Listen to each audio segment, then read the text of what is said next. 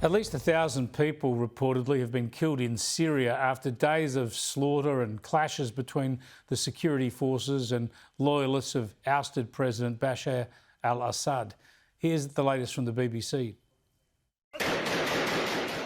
An attack in broad daylight in Jabli, less than 20 miles from Latakia.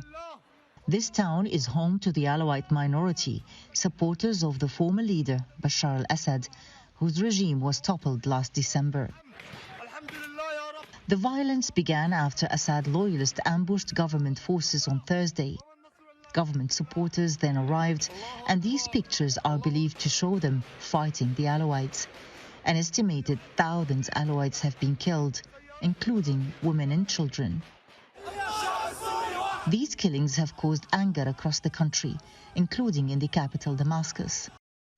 Let's get analysis from former Foreign Minister Alexander Downer, who joins me live from Adelaide. Good to talk to you again, Alexander. Apart from those reports of fighting, there's a lot of reports of innocent women and children being slaughtered in cold blood in Syria. What's going on here, and what can the international community do except stand back and watch?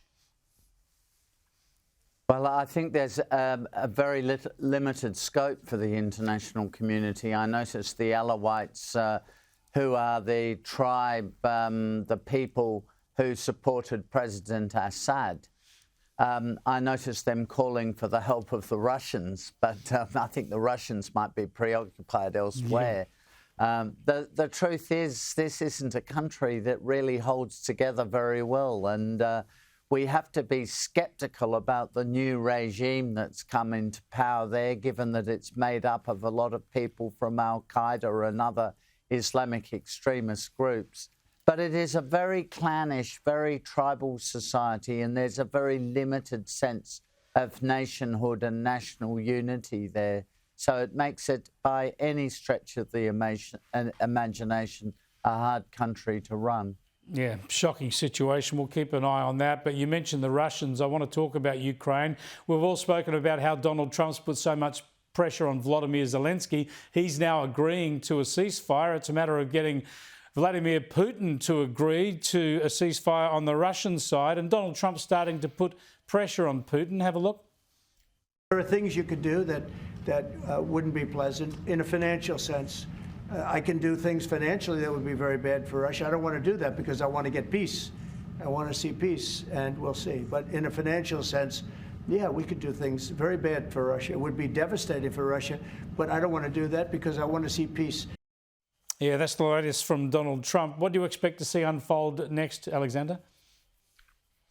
Well, I would say this of Donald Trump. I mean, his methods are brutal, but let's be honest, they're likely to be quite effective. I mean, he has got Zelensky to agree to a ceasefire, and that's been a problem for the last couple of years, that Zelensky wouldn't agree to a ceasefire under any circumstances because he wanted to take back that 20% of Ukraine that the Russians have taken, but he has no capacity to do that. So the war was panning out to be an indefinite war. So Trump has achieved that. I mean, I think the Russians might agree to a ceasefire, and there will be an indefinite negotiation over a peace agreement. But it will probably never conclude. It'll be like the ceasefire on the Korean Peninsula in the early 1950s. There still isn't a peace treaty on the Korean Peninsula. I think it will be like that. But I mean, I'm with Trump. I think it's important to stop the killing. I mean, thousands of people are being killed every week in that war. Maybe as many as 1 million people have been killed since 2014 in Ukraine, fighting between Russia and the Ukrainians. Yep. And whatever the rights and wrongs of it all, it's just a terrible bloodbath, and it needs to end. Just before we let you go, the tariffs kerfuffle between Australia and the US. What has Anthony Albanese done wrong, if anything? What should he do next?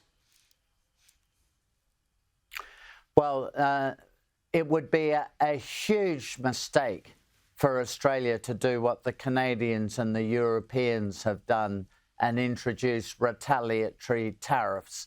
That is just self-harm.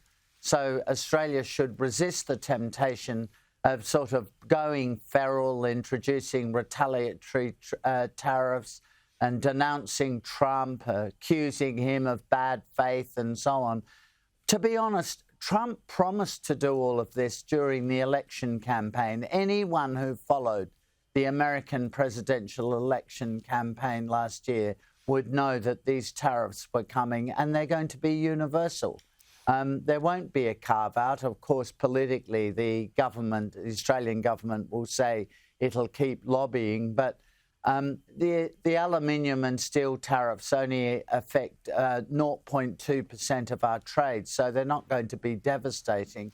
What would be bad would be if tariffs were introduced on lamb and beef, some of our important agricultural exports to the United States. That would be more problematic. Alexander, thanks for joining us again. Alexander Downer there live in Adelaide.